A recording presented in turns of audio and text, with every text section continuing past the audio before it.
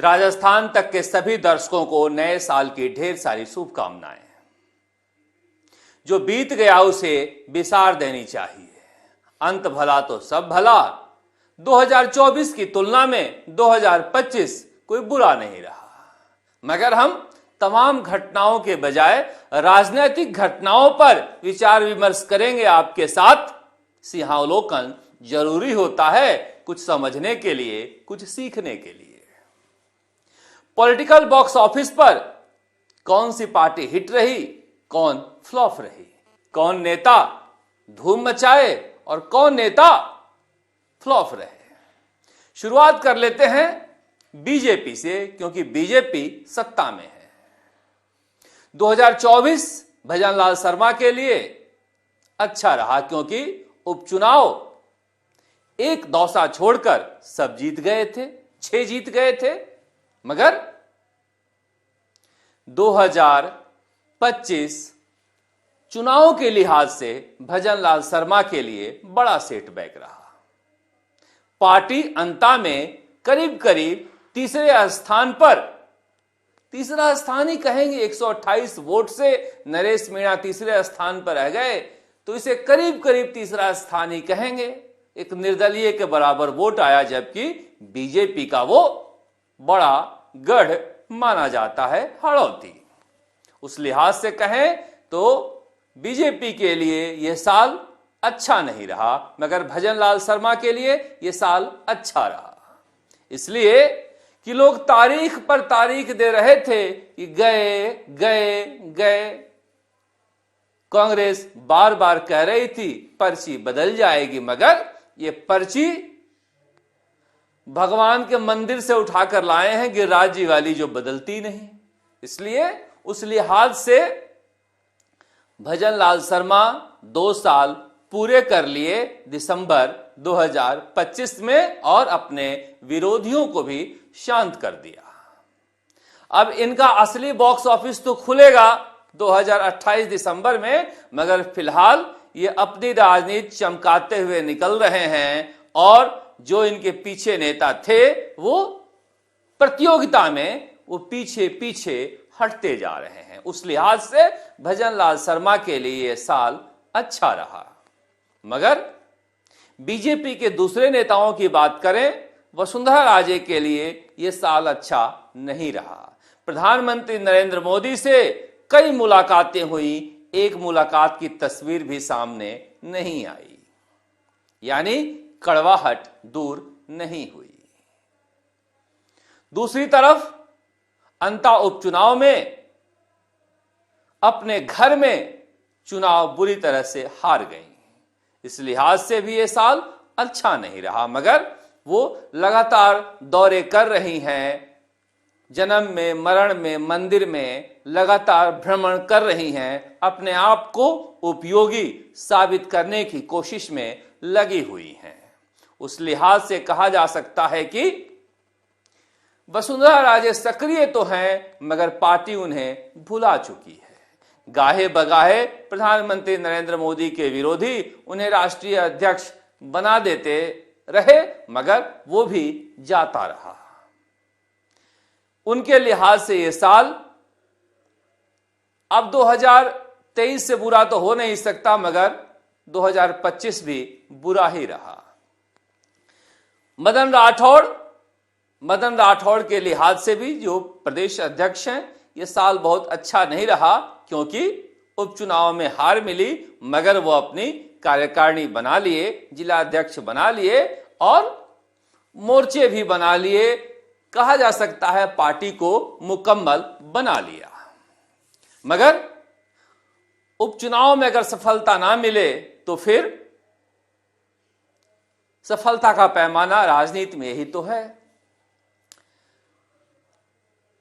Party Congress के उठाए हुए सवालों को बहुत बेहतर तरीके से जवाब नहीं दे पाई। इस लिहाज से भी पार्टी का प्रदर्शन बहुत लचर रहा। युवा मोर्चा या फिर महिला मोर्चा बेहद कम सक्रिय दिखाई दी। इस लिहाज से कहा जाए तो 2025 बीजेपी के लिए बहुत अच्छा नहीं रहा। केंद्रीय मंत्रियों में भी बहुत कोई उल्लेखनीय काम नहीं रहा जो बीजेपी के सभी केंद्रीय मंत्री हैं। लोकसभा अध्यक्ष ओम बिरला कोटा में हवाई अड्डा की शुरुआत करवा लिए और एक उपलब्धि यह भी रही कि सबसे ज्यादा पैसा राज्य सरकार के स्कीमों में कोटा संसदीय क्षेत्र में गया, मगर बाकी केंद्रीय नेताओं में बहुत ज्यादा कोई उपलब्धि दिखाई नहीं दी।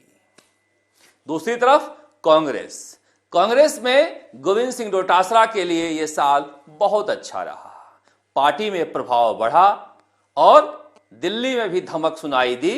उपचुनाव में ये प्रमोद जैन भाया की जीत को अपनी जीत बता पाने में सफलता पाए हैं। एक पार्टी के नेटवर्क को खड़ा करने के लिए इन्होंने दिल्ली में अपनी पहचान बनाई है। अब कागज पर हो, मैदान में हो, मगर संगठन का ढांचा ये खड़ा करते हुए दिखाई दिए। उपलब्धि बड़ी रही कि अशोक गहलोत और पायलट दोनों खेमे से ये दूर रहे, एक तीसरा खेमा बनाने में लगे रहे, मगर अशोक गहलोत के लोगों की छत्र छाया से बाहर नहीं निकल पाए हैं। और या यूं कह लीजिए कि अपना गुट अभी खड़ा नहीं हो पा रहा है। अगर कांग्रेस विपक्ष के तौर पे दिखाई दे तो बहुत ज्यादा सफलता नहीं कही जा सकती है। राहुल गांधी, सोनिया गांधी के लिए भी कभी भी 1000 लोगों की भीड़ भी नहीं जुट पाई। जन्मदिन पर गोविंद सिंह डोटासरा ने अच्छी भीड़ जुटाई, मगर प्रदर्शन फीके रहे। विपक्ष के तौर पर कांग्रेस मुद्दों को भी ठीक से नहीं उठा पाई। इस लिहाज से पार्टी का प्रदर्शन विपक्ष के पार्टी के रूप में खराब रहा। चुनाव में सफलता पाए क्योंकि उसके कई वजहें थी। दूसरे नेता अशोक गहलोत, जिनका करियर सबसे ढलान पर अब तक रहा है, कल कुछ हो जाए पता नहीं, मगर पहली बार ये चुनाव हारने के बाद कांग्रेस में किसी भी पद पर नहीं है। दिल्ली में किसी मीटिंग में भी नहीं बुलाए जाते हैं और ना ही रैली में बुलाए जाते हैं। दिल्ली में किसी कार्यक्रम में जाते भी हैं तो लोग दूरी बनाते हुए इनसे दिखाई देते हैं। हालांकि मल्लिकार्जुन खड़गे के यहां ये नासिर हुसैन के जरिए अपनी पैठ बनाए हुए हैं। जयराम रमेश जैसे, मुकुल वासनिक जैसे, अंबिका सोनी जैसे नेताओं के जरिए कोशिश कर रहे हैं वापसी की, मगर सोनिया गांधी 25 सितंबर की गद्दारी को माफ नहीं की है। लिहाजा जयपुर में बैठे हुए हैं, अपने राजनीति चलाने के लिए सोशल मीडिया को हायर किए हुए हैं, अच्छा खासा पैसा खर्च कर रहे हैं। जो उनके ओएसडी मुख्यमंत्री रहते समय थे वो पूरी टीम लगी हुई है। कुछ पत्रकारों को भी इन्होंने गहलोत फिर से जैसे ट्विटर हैंडल में पैसे देकर शुरू करवाए हैं और कोशिश कर रहे हैं कि सोशल मीडिया के जरिए वो एक्टिव दिखते रहें। मगर कांग्रेस और बीजेपी में जब तक आला कमान कुछ दे नहीं तब तक मिलता नहीं है। अब इनकी नजर 2028 पर है कि हम नहीं तो तुम भी नहीं की तरह सचिन पायलट की राह हम कैसे रोकें। सचिन पायलट के लिए यह साल न अच्छा रहा न बुरा रहा। सचिन पायलट अपने जन्मदिन पर भीड़ जुटाते हुए दिखे चित्तौड़गढ़ में, मगर इस साल न कोई बड़ी सभा किए, न ही कोई बड़ा जलसा किए। राजस्थान में बेहद कम सक्रिय रहे। ये कोशिश करते रहे कि यहां पर कोई गुटबाजी नहीं दिखाई दे। अशोक गहलोत के यहां जाना हो या फिर गोविंद सिंह डोटासरा के यहां जाना हो, टीकाराम जूली के यहां जाना हो, सर्वाधिक लोकप्रिय नेता होते हुए भी अपने अहंकार को किनारे रखकर तीनों नेताओं के घर जाकर मिलते हुए दिखाई दिए, यहां तक कि शांति धारीवाल के यहां भी। मगर सियासत में सबका कलेजा बड़ा होता नहीं है। सचिन पायलट फिलहाल राज्य की राजनीति में फिर से वापसी के लिए कोई रास्ता देखते हुए दिखाई दे रहे हैं। अगर बात करें टीकाराम जूली का, तो टीकाराम जूली ने अपना कद बड़ा किया है विधानसभा में। जिस तरह से गोविंद सिंह डोटासरा अकेले पड़ गए अशोक गहलोत की राजनीति से। गोविंद सिंह डोटासरा नाराज हुए, अशोक गहलोत ने उन्हें पार्टी में अकेला कर दिया। वो घर बैठ गए, विधानसभा गए नहीं। टीकाराम जूली ने अकेले मोर्चा संभाला और अपनी एक पहचान बनाई। टीकाराम जूली भंवर जितेंद्र सिंह के बेहद करीबी हैं। भंवर जितेंद्र सिंह राहुल गांधी के करीबी हैं, लिहाजा अशोक गहलोत गोविंद सिंह डोटासरा के विकल्प के रूप में उन्हें खड़ा देखना चाहते हैं। हरीश चौधरी के लिए यह साल अच्छा भी रहा, बुरा भी रहा। मध्य प्रदेश में मेहनत करते हुए दिखाई दे रहे हैं, मगर मेवाराम जैन की वापसी उनके लिए एक बड़ा धक्का था, जिसे अशोक गहलोत मल्लिकार्जुन खड़गे के जरिए वापसी करा लिए, अमीन खान के भी। मगर जिला अध्यक्ष वहां पर बनाकर अपना हरीश चौधरी ने मामला बराबर कर लिया है। कांग्रेस में जिला अध्यक्षों को लेकर जिस तरह से राजनीति हुई, आखिर में वही नाम आए जो नेता चाह रहे थे। राहुल गांधी के प्लान को इन्होंने, संगठन सृजन अभियान को इन्होंने बहुत बुरी तरह से फेल किया। दोनों ही पार्टियों के प्रभारी, चाहे राधा मोहन दास अग्रवाल हो या फिर सुखजिंदर सिंह रंधावा हो, राज्य में सक्रिय नहीं दिखाई दिए। राधा मोहन दास अग्रवाल टकराते हुए नजर आए अपने ही मुख्यमंत्री से, जब आए पार्टी को फंसाकर गए, कुछ ऐसा वैसा बोलकर। सुखजिंदर सिंह रंधावा पर भी बहुत ज्यादा भरोसा राजस्थान के कांग्रेसियों का कभी नहीं रहा, इसलिए उनका होना ना होना भी बराबर ही रहा।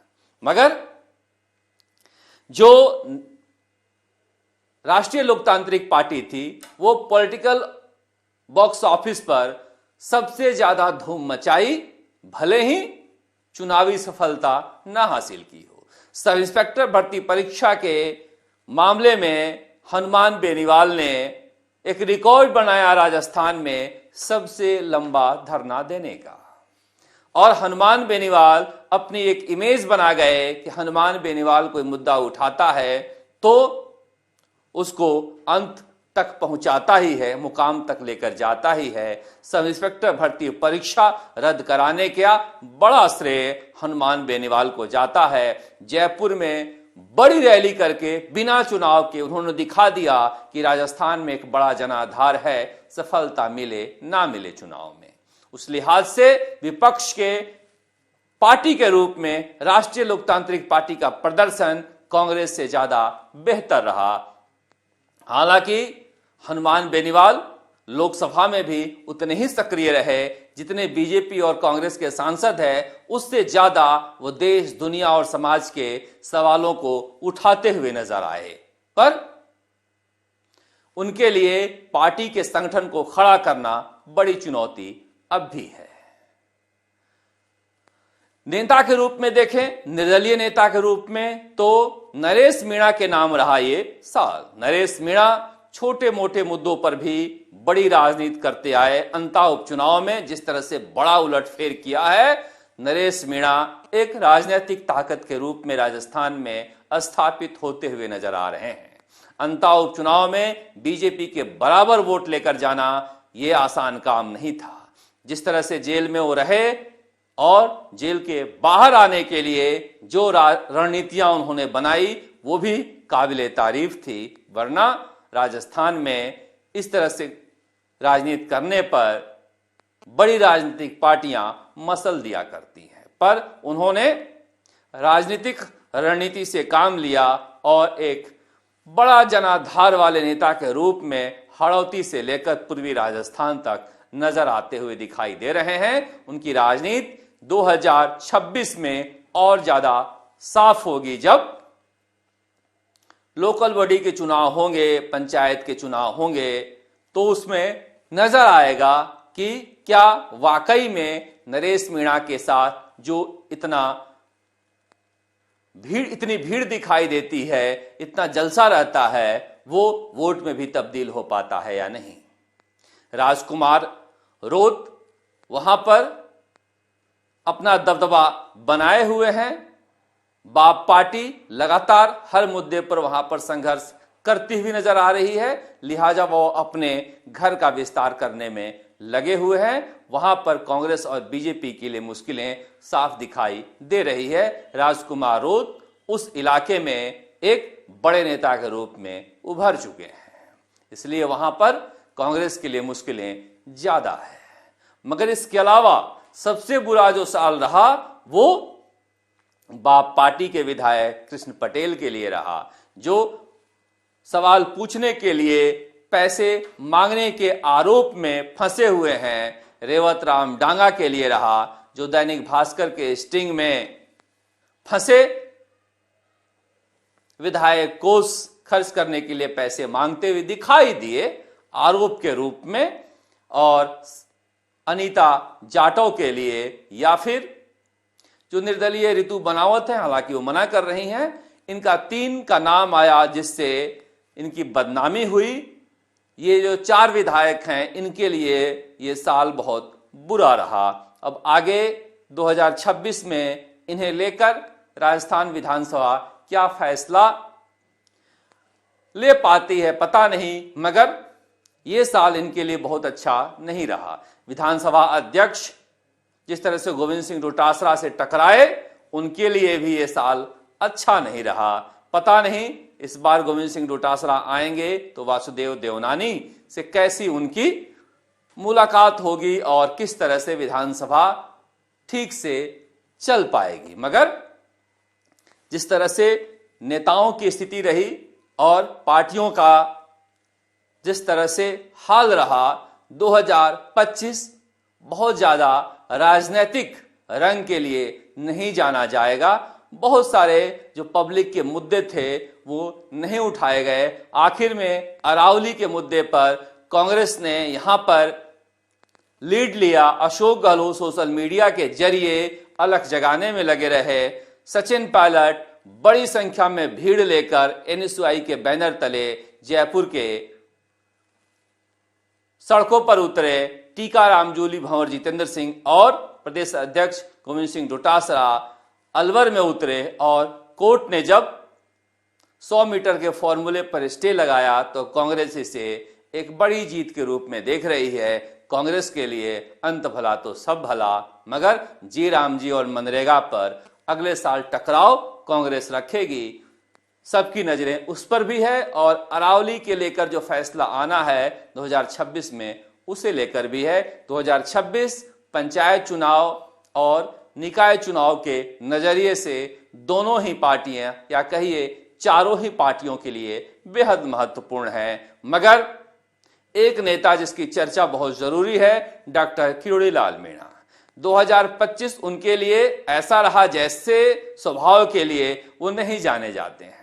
वो बागी स्वभाव के लिए, लड़ाके स्वभाव के लिए जाने जाते हैं, मगर 2025 में पहली बार उन्होंने अपने जीवन में अपने स्वभाव को बदला है। भजन लाल शर्मा के साथ कदम ताल मिलाते हुए दिखे, और जिस तरह से उन्होंने छापेमारी की, चाहे नकली खाद के हो, नकली बीज के हो, नकली पेस्टिसाइड के हो, उन्होंने एक छवि बनाई कि सरकार के बाहर तो आंदोलनकारी मैं रहा हूं, सरकार के अंदर भी सबसे ज्यादा सक्रिय मंत्री हूं मैं। चाहे सुबह सुबह एयरपोर्ट पर जन सुनवाई हो या फिर हर मुद्दे पर बेबाक राय हो, सरकार के अंदर रहकर राजनीति कैसे अपनी की जा सकती है, इसकी नजीर भी बने डॉक्टर किरोड़ी लाल मीणा। मगर मैं फिर कह रहा हूं, बहुत कुछ इनके सरकार में इनके मन के मुताबिक नहीं हो रहा है, और पहली बार सारे घूंट पीकर डॉक्टर किरोड़ी लाल मीणा सरकार में बने हुए हैं। यह भी उनकी जीवन की एक बड़ी उपलब्धि है। 2026 में ये निभा पाएंगे या ना निभा पाएंगे, सबकी नजरें इस पर लगी रहेगी।